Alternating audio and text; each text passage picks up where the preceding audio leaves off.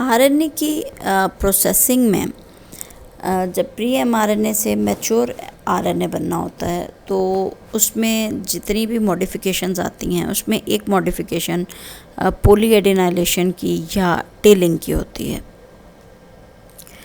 Telling एक ऐसा process है जिसमें जो हेट्रोजनस न्यूक्लियर आरएनए है उसके 3 प्राइम एंड पे पॉली ए टेल अटैच कर दी जाती है। यानी ये एडिनोसिन रेजिड्यूज़ हैं जो कि 200 से 250 तक हो सकते हैं। उन पे मुश्तमिल पॉली ए टेल को जो हेट्रोजनस न्यूक्लियर आरएनए होता है उसके 3 प्राइम एंड पे अटैच कर दिया जाता है। इस प्रोसेस को हम टेलिंग कहते हैं या इसे हम पॉली एडेनाइलेशन कहते हैं। किसी भी स्ट्रक्चरल जीन का प्राइमरी ट्रांसक्रिप्ट हेट्रोजनस हो सकता है, उसका 3 प्राइम एंड पे मौजूद सीक्वेंस एक दूसरे से मुख्तलिफ हो सकता है, लेकिन जब उसकी प्रोसेसिंग होती है उसके साथ पॉली ए टेल अटैच कर दी जाती है तो तमाम एमआरएनए जो मैच्योर एमआरएनएज होते हैं उनका 3 प्राइम एंड बड़ा वेल डिफाइंड होता है। कमोबेश सब में ही पॉली ए टेल मौजूद होती है। प्राइमरी ट्रांसक्रिप्ट की सबसे पहले क्लीवेज होती है और उससे एक हाइड्रोक्सिल ग्रुप प्रोड्यूस होता है 3 प्राइम एंड पे। ये क्लीवेज जो है हमेशा एक बड़ी स्पेसिफिक साइट पे की जाती है जहाँ पे AAU सीक्वेंस मौजूद हो, उसके करीब ये क्लीवेज होती है।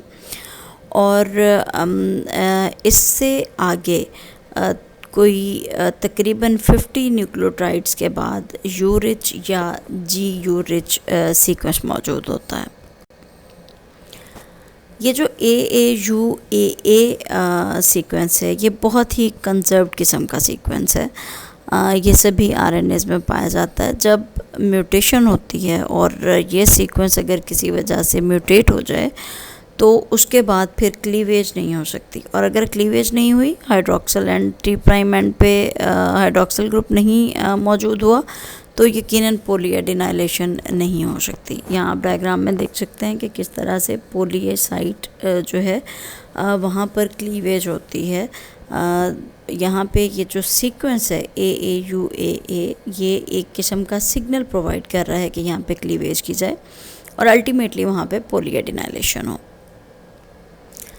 अब हम देखते हैं कि किस तरह से डिफरेंट स्टेप्स हैं इसके जिसके नतीजे में पॉली ए टेल अटैच की जाती है आरएनए के साथ।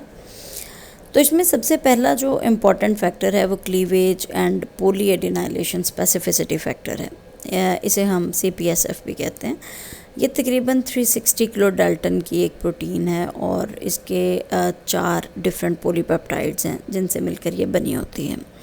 सबसे पहले ये CPSF आकर एक कॉम्प्लेक्स बनाता है और ये पॉली ए सिग्नल जहाँ पे मौजूद है जो AU रिच एरिया है उसके अपस्ट्रीम आके ये अटैच होगा CPSF और वहाँ पर एक अनस्टेबल सा कॉम्प्लेक्स बनाएगा। यहाँ जैसे डायग्राम में देख सकते हैं कि किस तरह से प्री एमआरएनए में जहाँ पर GU रिच एरिया मौजूद है उसके अपस्ट्रीम पॉली ए साइट है और वहाँ आकर चूँकि AAUAA मौजूद है जो कि एक पॉली ए सिग्नल प्रोवाइड कर रहा है, सो वहाँ पर आकर CPSF सबसे पहले अटैच होगी और एक बहुत ही अनस्टेबल सा कॉम्प्लेक्स बनाएगी।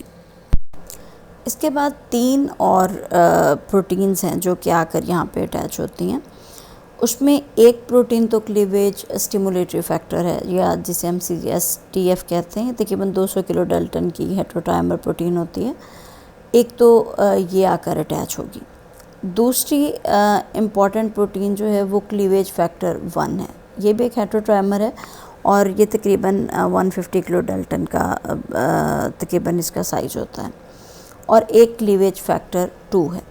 अब ये तीनों फैक्टर्स क्या करेंगे कि ये आकर CPSF और RNA के दरमियान बनने वाले कम्प्लेक्स के साथ अटैच हो जाएंगे। अब ये यहाँ पे आपको नज़र आ रहा है कि ये RNA की स्ट्रैंड है और इसके ऊपर मौजूद ये CPSF है।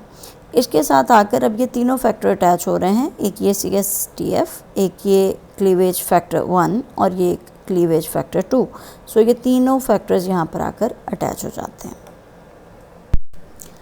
पोली पॉलीमरेज यानी पैप एक एंजाइम है जो कि आकर पोली ए साइट के साथ अटैच होगा और वहाँ पे क्लीवेज को स्टिमुलेट करेगा, यानी पोली ए साइट जो है यहाँ पर क्लीवेज होगी।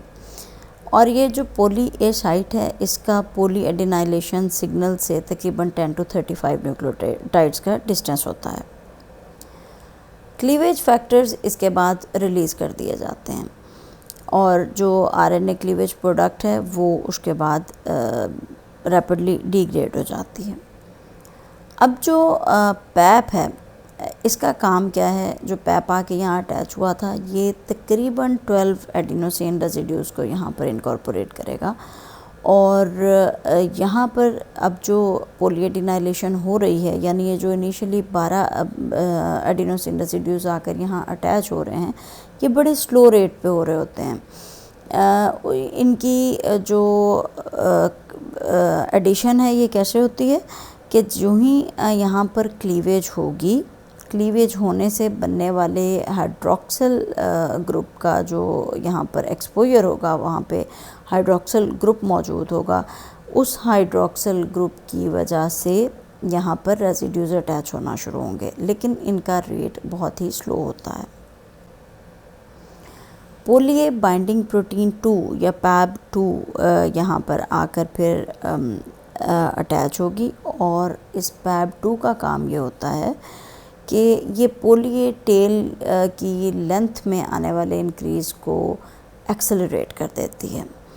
और जिस तरह से पैप ने इनिशियली यहाँ पर आकर 12 के करीब एडिनोसिन रेजिड्यूज को अटैच किया होता है और लेकिन बहुत स्लो रेट पे। सो अब जब यहाँ पर पैप 2 आकर अटैच होगी तो तेज़ी के साथ यहाँ पर मज़ीद एडिनोसिन रेजिड्यूज को अटैच किया जाएगा और जब ये लेंथ तकरीबन 200 से 250 के दरमियान हो जाएगी तो उसके बाद पैप 2 ये सिग्नल देगी पैप को कि अब यहाँ पर मज़ीद पोलीमराइजेशन नहीं होनी चाहिए, अब यहाँ पोलीमराइजेशन को रोक दिया जाना चाहिए, क्योंकि हमें मालूम है कि जब पोलीएडिनाइलेशन होती है तो 200 से 250 तक ही एडिनोसिन रेजिड्यूज को यहाँ पे ऐड किया जाता है। सो जब ये लेंथ ऑप्टिमम जो है ये गेन हो जाए तो उसके बाद पैप 2 का ये सिग्नल होता है पैप को कि यहाँ पर मज़ीद पोलीमराइजेशन ना हो या मज़ीद एडिनोसिन रेजिड्यूज को ऐड ना किया जाए। पोलीएडिनाइलेशन की काफ़ी सिग्निफिकेंस है, इसके लिए काफ़ी एक्सपेरिमेंटल एविडेंसेस भी मौजूद हैं कि जब एमआरएनए के साथ पोली ए टेल अटैच हो जाती है तो एमआरएनए काफ़ी स्टेबल हो जाता है। यानी अगर साइटोसोल के अंदर पोली ए टेल की मौजूदगी में एमआरएनए मौजूद है तो वहाँ इसकी लाइफ जो है वो ज़्यादा होगी, ये ज़्यादा अरसे तक वहाँ पर एग्जिस्ट कर सकता है आसानी के साथ, ज़्यादा स्टेबिलिटी के साथ। जैसा कि अगर हम देखते हैं कि कोई ऐसा आरएनए है जिसके साथ पोली ए टेल अटैच नहीं हो सकी तो वो साइटोसोल में आने के बाद 30 मिनट्स भी सर्वाइव नहीं करता, उससे पहले ही उसकी लाइफ ख़त्म हो जाती है। सो अगर वहाँ पे पोली ए टेल अटैच हुई हो तो साइटोसोल में इसका जो टाइम है, इसकी लाइफ है वो इंक्रीज़ हो जाती है और इसकी स्टेबिलिटी बढ़ती है।